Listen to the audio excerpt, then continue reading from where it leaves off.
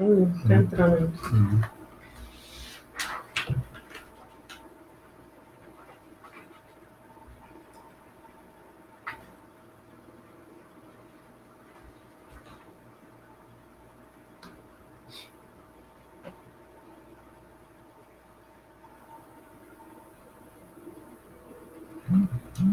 Amém. Vamos lá, pessoal. Glória a Deus. Vamos falar agora sobre o fruto chamado alegria. Algumas traduções e versões vão colocar gozo, mas é a mesma coisa, alegria, ok? A palavra alegria, na Bíblia, ela vem do grego chara, é regozijo espiritual. Felicidade no espírito é sentir alegria, mesmo diante das tribulações. Paulo recomenda aos cristãos filipenses que sejam agradecidos e cheios de regozijo. O reino de Deus é alegria. E esta alegria não tem sua origem no que é natural, nem é derivado das circunstâncias, ok? Vamos voltando aí, pessoal. Amém. Isso aí. Então, queridos, abra sua Bíblia em 2 Coríntios 7, segunda carta de Paulo aos Coríntios, capítulo 7, versículo 4. Ok? Diz assim: muito grande é a minha franqueza para convosco, e muito me glorio por vossa causa. Sinto-me grandemente confortado, olha agora, ó, e transbordante de júbilo, ou seja, alegria, em toda a nossa tribulação. E aí você fala isso no meio, numa sociedade ímpia, de pessoas que não têm Deus como seu ideal de vida, ninguém vai entender isso. Porque é, no mínimo, incompreensível aos olhos humanos. Como é que eu vou estar alegre, contente, regozijante, né? Jubiloso, cheio de tribulação, cheio de problemas da minha vida? Pois é, o que nós não podemos esquecer é que Paulo está falando de uma alegria, de um regozijo, de um contentamento de cunho espiritual. A essência dele é divina. E ela é outorgada aos servos piedosos de Deus. E, portanto, ao aderir à vida de um servo piedoso, ele consegue sobreviver em meio às adversidades, em meio às lutas e intempéries da vida, tendo como equilíbrio, veja bem, o fruto da alegria. É como a passagem do Antigo Testamento que o profeta foi questionado, né? Vai tudo bem? A mulher, né? E o marido estava morto, né? Ou o filho morto, e ela disse, está tudo bem. Então, porque confia no Senhor. Então, queridos, o reino de Deus é alegria. Quer ver só? Romanos capítulo 14, vamos lá. A base é bíblica, Romanos 14, 17, ok? Romanos capítulo 14, versículo 17, diz assim, ó. 14, 17.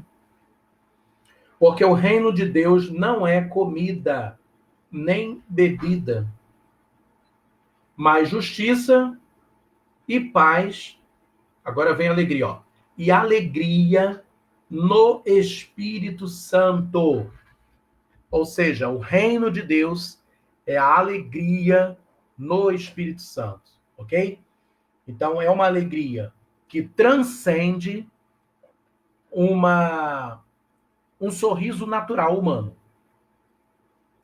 A gente percebe aí quantos artistas, quantos atores têm que contracenar cenas de felicidade, de alegria, puramente mecânica, puramente teatral, puramente retórica, E grande parte deles, eu mesmo já ouvi vários depoimentos por trás, longe das câmeras, eles vão dizer: eu às vezes tenho que fazer um papel de alguém que está feliz e rindo, mas o meu coração está dilacerado.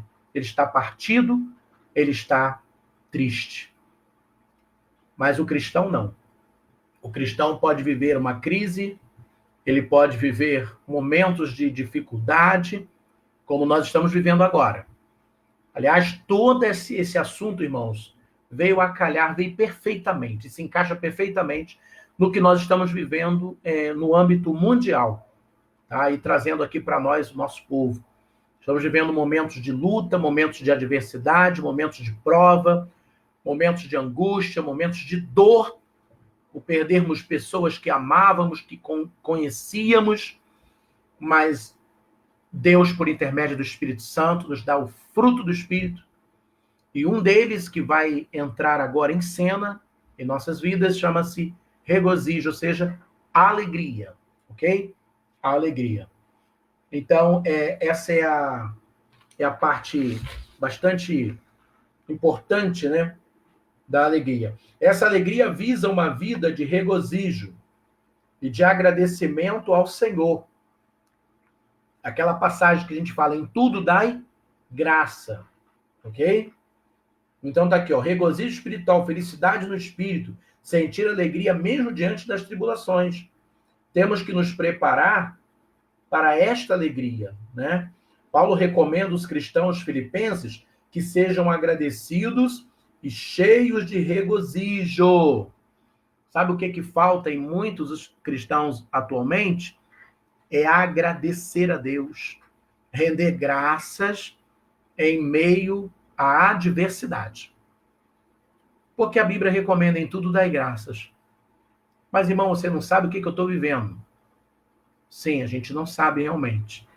Mas se dermos uma olhadinha para a cruz e vermos o Cristo humano, o Jesus antropos, o Jesus ser humano, que estava sendo crucificado, sangrando ali por nós, quando estavam ali esfoliando ele, batendo, cuspindo, enfim, chicoteando, e ele olha e diz: Pai, perdoa, porque não sabe o que fazem.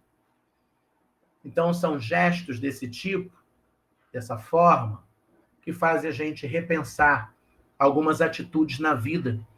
E isso será determinante para toda a nossa existência. Ok? Então, tá aqui, ó, o reino de Deus é alegria. O Salmo 122, versículo 1 vai dizer: alegrei-me quando me disseram, vamos à casa do Senhor. Então, um dos motivos importantes também de você buscar a face de Deus é ter a alegria do Espírito Santo. Tá bem? Então, tá aqui, ó. Esta alegria não tem sua origem no que é natural. Repare que nós não estamos falando de uma alegria natural. Porque uma alegria natural momentânea, ela só se satisfaz quando a pessoa toma posse de alguma coisa, quando ela adquire alguma coisa. É aquela questão da troca, é o pragmatismo, o pragma, ou ludo, né? Ok?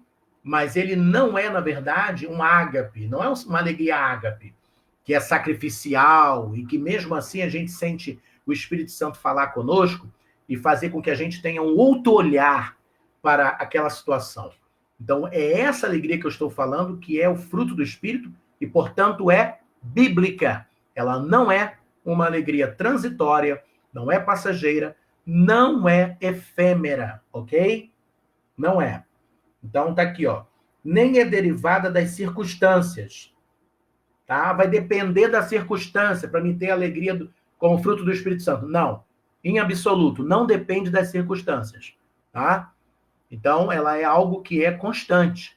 Ela tem o seu combustível através da vida de oração, dedicação e amor do cristão, ok? Muitos demonstram alegria facial, mas inteiramente estão tristes, interiormente, né? Atores, artistas, novelistas, políticos, humoristas, principalmente, artistas, né? Cineastas, grandes deles mostram uma alegria e que, na verdade, é natural, efêmera, transitória, supérflua, passageira e não tem embasamento bíblico, ok? O outro é a paz, tá? O outro fruto do Espírito é a paz. Essa paz também é diferente da paz do mundo, tá? A paz da bandeira de qualquer país do mundo, seja o Brasil, seja a Coreia, seja a Espanha, seja a Inglaterra, porque essa paz que entra como fruto do Espírito Santo, de Gálatas 5:22, ela não ergue, ela não defende uma bandeira política de nacionalidade, de uma república. Ela está além disso. Aliás, ela vai além do estrangeirismo, né? A palavra paz no grego é eirene, ok? Significa tranquilidade íntima e perfeita, independente das circunstâncias. Mais uma vez, independente das circunstâncias. Situação de calma interior. Somente aquele que aceita Jesus como Salvador e Senhor da vida encontrará paz eterna, pois Jesus Cristo é o príncipe da paz. Glória ao Pai, ao Filho e ao Divino Espírito Santo. Então, veja bem, observem, essa paz é uma paz interior. Nós precisamos de paz de espírito. Trata-se de uma qualidade produzida em nosso espírito. Uma paz que é produzida através do Espírito Santo em nosso espírito humano.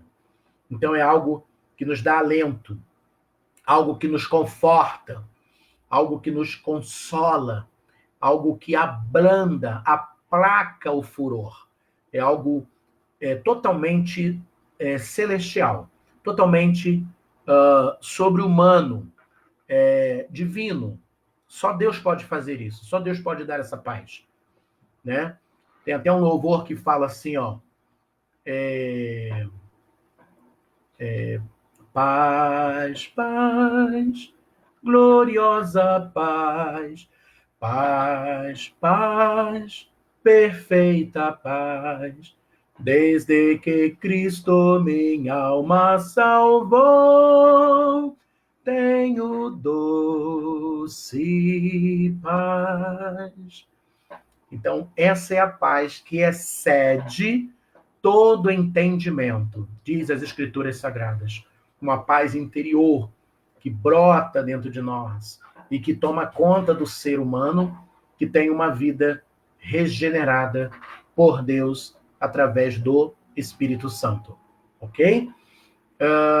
Eu gostaria de deixar mais uma referência sobre paz. Salmo 4, versículo 8. Bastante conhecido dos nossos irmãos, e que nesse momento se coaduna com a aula de hoje, a pauta, né, que é o fruto do Espírito Santo. Salmo 4:8 diz assim, o salmista, em paz deitarei e dormirei, porque só tu, Senhor, me fazes habitar em segurança. Coisa linda, hein? Em paz dormirei, diz o salmista, e deitarei. Aliás, deitarei e dormirei, porque só tu me fazes habitar em segurança. Muitas pessoas estão deitando. Milhares, centenas e milhares de pessoas estão apenas deitando, mas não estão dormindo, porque não conseguem. Alguns estão tomando medicamentos, alguns estão praticando sonoterapia, que são terapias que são trabalhadas para que o ser humano possa ter um bom sono, um bom descanso, e mesmo assim, para muitos não está resolvendo. Mas o salmista diz, em paz deitarei. Ou seja, eu não vou apenas deitar em paz, mas eu vou dormir em paz. Pelo um simples fato. Qual é o fato? Qual é a razão que vai fazer ele deitar e dormir? Porque o Senhor aqui é o nome de Deus, tá, irmãos? É o nome de Deus em hebraico. HYWH. É o tetagrama. É o Yod, Re, Vav, Re. Ou seja, É o Adonai, é Deus. Deus me faz habitar em segurança. Quando Deus faz habitar em segurança, não importa o local, o lugar, e muito menos as circunstâncias. Por mais adversas que sejam, Deus proporciona paz. Haja vista que ele é o príncipe da paz, ok? Então, essa é a tônica do texto, o salmista falando de paz, tá bom? Devemos seguir a paz com todos. Hebreus 12, 14 diz assim, ó, segui a paz com todos, sem a qual, ou seja, sem paz, ninguém verá o Senhor. Então, uma paz interior, ok? Uma paz cristã, ok? E o Senhor também, ele eleva aqueles cristãos que têm uma vida de pacificação. O que seria um crente pacificador? Mateus 5:9. Depois você lê com calma na sua casa, tá? Faça uma reflexão de Mateus 5, versículo 9. O Senhor fala, bem-aventurados pacificadores, né? Então, os pacificadores são aqueles que estão para contornar uma situação. É aqueles que estão para resolver algum problema difícil. Eles, ao invés de incendiarem uma situação de ódio, de perversidade, ele vai acalmar os ânimos, ele vai apaziguar, porque ele é um pacificador, ou seja, ele é alguém que promove paz. Então, a paz é fruto do Espírito Santo. E aí eu diria que existe dois grupos de crentes específicos aqui no meio evangélico mundial. São os crentes realmente bombeiros, são crentes que apaziguam, são bombeiros, são pacificadores, são aqueles que, diante de uma turbulência, de um desacordo, um desafeto, eles vão sempre mostrar o caminho da luz, o caminho da saída, que é o caminho da paz, é o caminho do acordo, é o caminho do diálogo, é o caminho do equilíbrio. Então, ele é o crente que exercita o fruto chamado paz do Espírito Santo no coração e, portanto, terá um bom resultado. Em contrapartida, tem aquele grupo de crentes que é chamado crente incendiário. O que seria um crente incendiário? É um crente altamente problemático. É um crente que não pode ver uma intriga ou alguma confusão sendo formada ainda, ao invés dele chegar lá como apaziguador, ele chega como alguém que vai colocar muito mais lenha naquele fogo, né? E vai tentar ver a coisa piorar. É aquele tipo de crente que quando tem um probleminha, um litígio, né, ele diz assim, mas você não vai deixar barato, né? Você tem que correr atrás do prejuízo, você não pode levar desaforo para casa. Então, esse é um tipo de comportamento que vai de contramão ao fruto da paz, ok? Muito, muito bom. Muito bem. Vamos ver aqui o próximo. Longanimidade, ok? Essa palavra longanimidade, ela vem do grego, a palavra grega macratumia. Que nome esquisito, né? Macratumia, macratumos, vem dessa palavra também. Traz a ideia de paciência, tolerância. Consiste em suportar as fragilidades e provocações alheias, ter paciência, ser longânimo. Olha que coisa. É a capacidade de esperar que Deus, em seu tempo, agirá em defesa da justiça do seu povo. Jesus mostrou toda a longanimidade para salvar Saulo. Amém? Vamos ver a passagem bíblica da longanimidade, interessante aqui. Segunda carta de Pedro, capítulo 3, versículo 15. Ok? Segunda Pedro 3, versículo 15. Diz assim, ó. Segunda Pedro 3, versículo 15. Diz assim.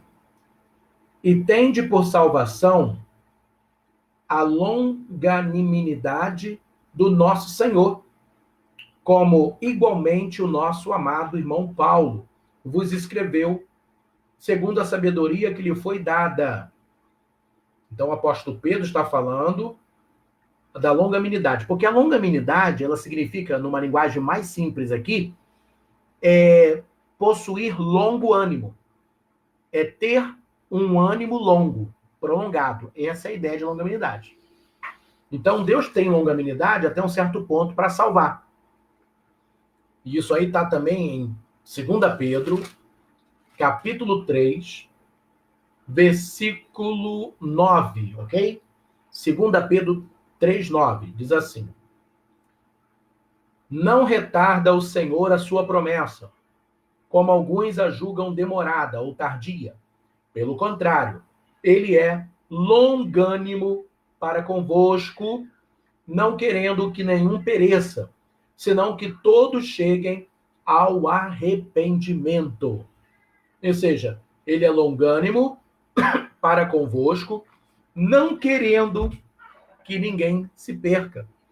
Então, Deus tem um ânimo pronto, longo, e ele quer que nós tenhamos também uma espécie de longanimidade. Dá-me a fé, muito bem, de Abraão, a sabedoria de Salomão e a longanimidade de Jó. Ok? Precisamos da fé de Abraão, um comparativo aqui, né? A sabedoria de Salomão e a longanimidade de Jó. Ok? Então, é muito interessante essa passagem, né? Fragilidade de pessoas não pertence a essa questão. Aqui, Jesus mostrou que toda longanimidade para salvar Saulo. Longanimidade é uma capacidade de esperar que Deus, a seu tempo, agirá em defesa da justiça do seu povo. Olha que coisa interessante, gente. Quer ver só? É Tiago 1,19, para encerrar essa parte, para a gente partir para outra. Tiago, capítulo 1, versículo 19. Olha o que diz Tiago 1, 19, hein? Tiago 1, 19. Diz assim o texto bíblico, ok? 1,19. Cadê? Meu Deus, 1,19. Está aqui. Sabeis estas coisas, meus amados irmãos, para todo homem, pois, seja pronto para ouvir, tardio para falar, ou seja, longânimo, né? Tardio para se irar. Não é? Essa palavra aqui que Tiago está falando, seja pronto para ouvir, ela, na língua grega aqui, a palavra é táxi. Táxi, ok? Esse T-A-X-I, táxi, igual o táxi que você pega para poder ir para o trabalho, tipo um aplicativo aí, né? A palavra pronto aqui, ela significa no grego táxi. O Tiago falou disso. Por quê? A palavra táxi, ela significa alguma coisa rápida. Alguma coisa que é imediata, não demora, é rápido. Então, qual é a proposta que Tiago está fazendo aqui, iluminado pelo Espírito Santo, é óbvio? Seja pronto, né, para ouvir. Ou seja, esteja atento. Seja diligente para ouvir as coisas que você está assimilando, para você avaliar. E aí depois ele fala, seja tardio no falar. Aí entra a palavra grega, brades, que significa dominar para falar. Ou seja, ser longânimo. Ter um ânimo longo, ter cautela, ter critério, ter cuidado para não falar demasiadamente. E quem fala em demasia, peca. Essa é a grande verdade. Ok? Vamos para o próximo. Benignidade. A palavra grega para benignidade é restoles. Restoles. E qual é o significado? É a gentileza de espírito. Ok? Excelência de caráter, que trata os outros desejando-lhe o bem. É uma virtude que nos dá condições de tratar outros com carinho e meiguice. Então, benignidade fala exatamente de carinho, né? De meiguice. É um tratamento cordial. Também faz parte dessa virtude. Vamos ver, então, o que vai dizer aqui na Bíblia sobre isso? Efésios, capítulo 4, versículo 32, ok? Eu vou ler aqui. Efésios 4, versículo 32, certo? Efésios 4, 32. Diz assim o texto sagrado. Opa, cadê? Antes sede uns para com os outros, olha aí, benignos. Repetindo, antes sede uns para com os outros benignos, compassivos, ok? Perdoando-vos uns aos outros, como também Deus em Cristo vos perdoou. Então, a palavra benignidade, ela tem uma polivalência de significações também. Às vezes, ela está ligada à bondade, está ligada a uma excelência de caráter, de tratamento, modos de tratar. Então, a benignidade, ela é sinônimo de generosidade. Ela é sinônimo de gentileza. Então, de ser cortês, amabilidade, né? Cortesia, estar afável. Então, são critérios, são indicações do termo que a gente tem que levar adiante todos os dias. Às vezes não é fácil na vida que vivemos, porque deparamos com muitas questões que fogem da ética, fogem dos critérios, das normas, mas precisamos cultivar esse fruto para que possamos lidar em meio à adversidade, ok? Então está aqui essa parte bem interessante. Eu vou fechar aqui sobre benignidade em Romanos 12, 15, ok? Carta de Paulo aos Romanos, capítulo 12, o versículo 15. Diz assim, ó. 12, 15. Alegrai-vos com os que se alegram e chorai com os que choram, ok? Então, se alegrar com os que se alegram, chorar com os que choram. Em outras palavras, é se mostrar solícito, se mostrar benigno, complacente, né? Estender a mão amiga. Então, essa é a ideia da benignidade. É bom lembrar também que o Salmo 136, eu não vou ler ele agora, tá? Você pode ler em casa. Ele tem... É o salmo que mais fala de benignidade em toda a Bíblia, né? Aliás, é o capítulo que mais sugere a ideia de benignidade. Ele fala cerca de 36 vezes, se não me falha a memória, a palavra benignidade, né? Quando ele diz lá, né, que Deus livrou o seu povo, né, porque a sua benignidade é para sempre. Aí vai dizendo, né, sempre a benignidade de Deus, que é a bondade de Deus. Então, isso é algo importante. Vamos para o próximo agora, já que eu falei de bondade. Vamos para a bondade agora, né? A palavra bondade também é um dos frutos do Espírito Santo. Vem da palavra grega ágatas,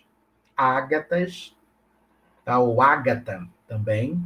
Ágatas ou ágata é a palavra grega para bondade. Então, se você colocar o nome de alguém, alguma menininha, né? Seja filha ou netinha ou sobrinha, se colocar Ágata ou se conhece alguma com esse nome, o significado do nome é bondade, ok? É a verdadeira prática do bem. O homem bom é retratado nas Escrituras sendo acompanhado por Deus. Não podemos deixar de fazer o bem a todos, independentemente de raça, etnia, viés político ou religioso, tá? Acadêmico, independente disso. A bondade, aqui ela vai de acordo com aquela questão do bom samaritano, ok? O bom samaritano, em que o rapaz que foi assaltado à beira do caminho, e os ladrões lhe deram uma coça, lhe roubaram tudo, deixou ele meio morto, quase morto, né?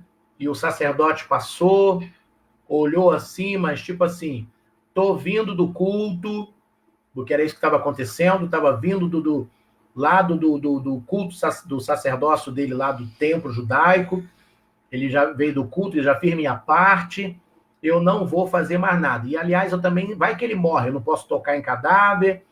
Quer dizer, são pensamentos negativos no percurso, na trajetória de fé, de caminhada com Deus, em que a gente tem que ter muito cuidado. E o levita vem depois e fala a mesma coisa, aquele que era para ajudar, dar assistência, né?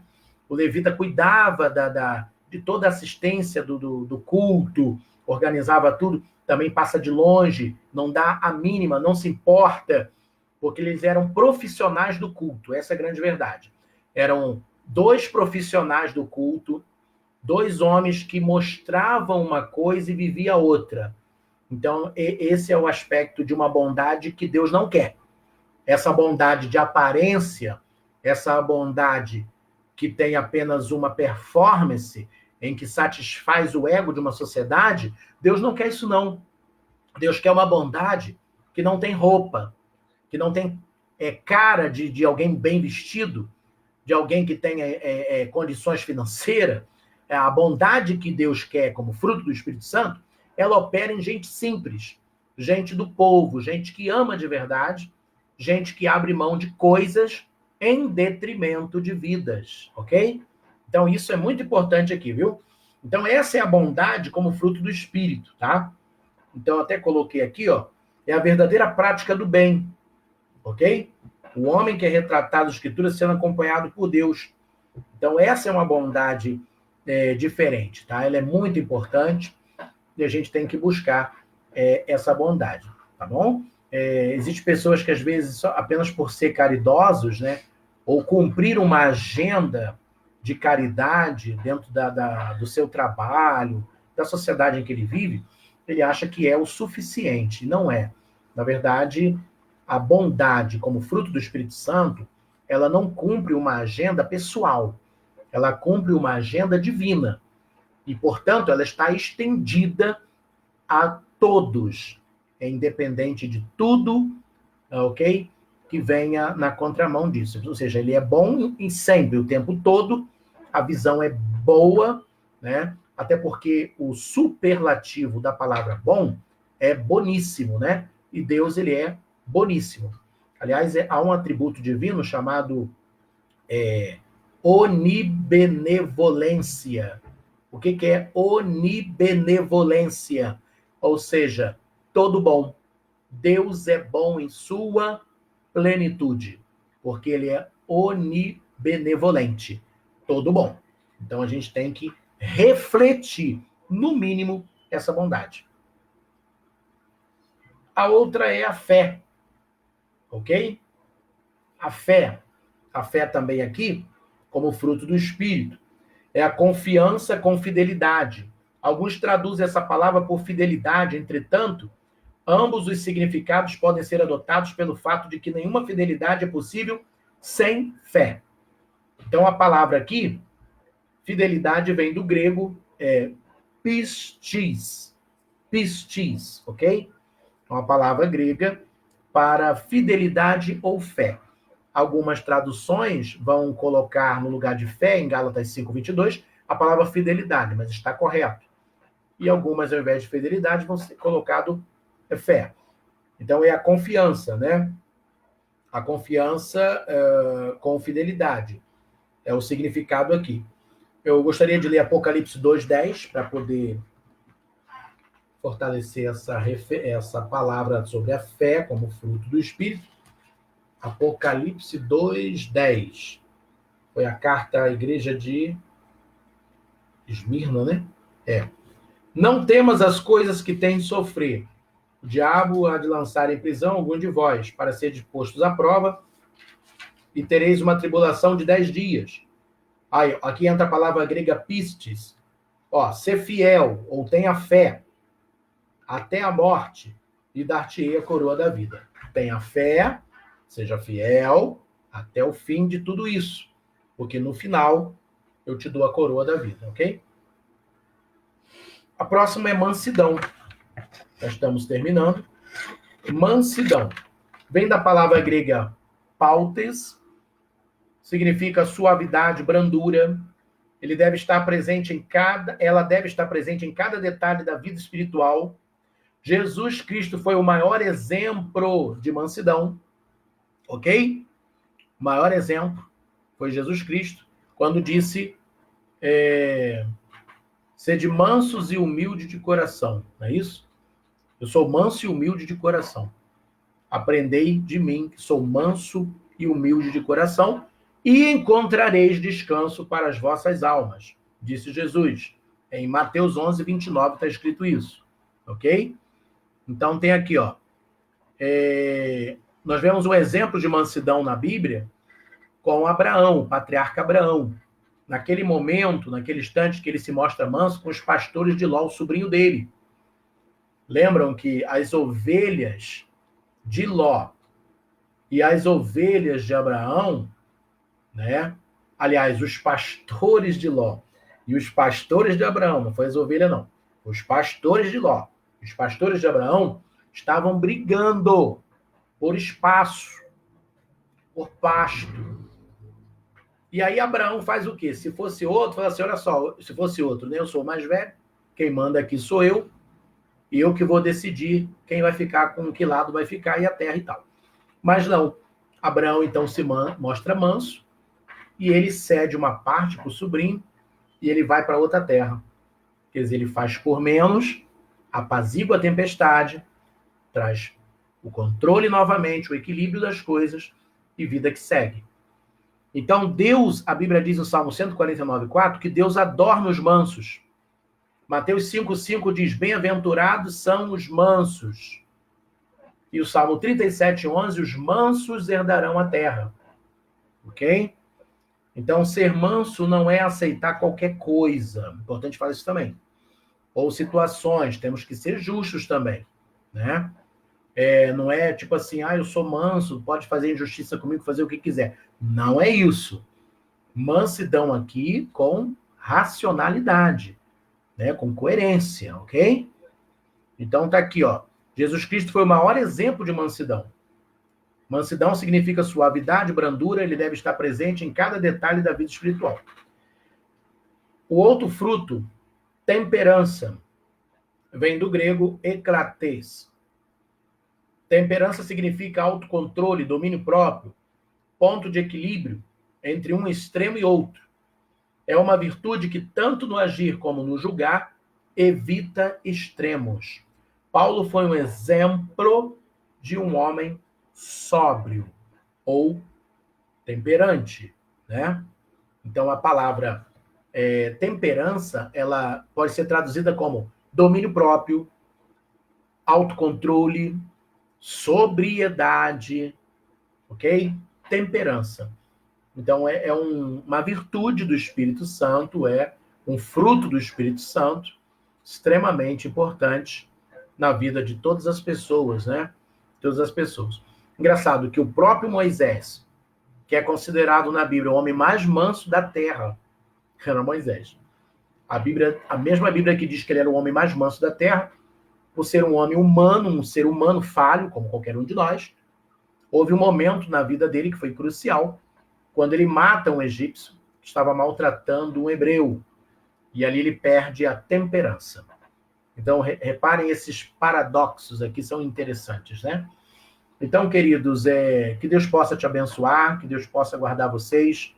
Nós vamos encerrar aqui a aula hoje, dando graças a Deus. Agradeço a Deus pela vida de vocês. Ok? Vamos estar sempre se falando. Não deixe de comunicar no grupo, de dar um bom dia, dar uma boa tarde, uma paz do Senhor, postar alguma coisa. Ok?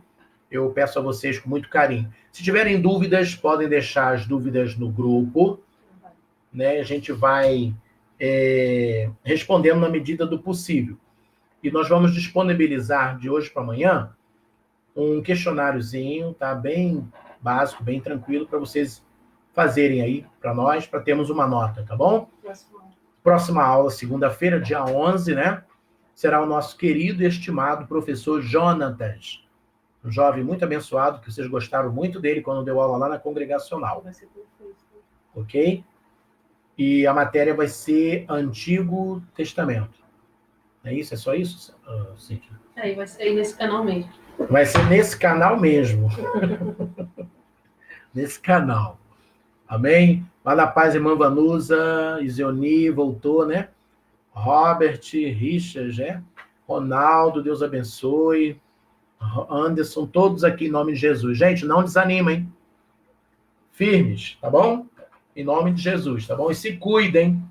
Prevenção total, amém? Fica na paz.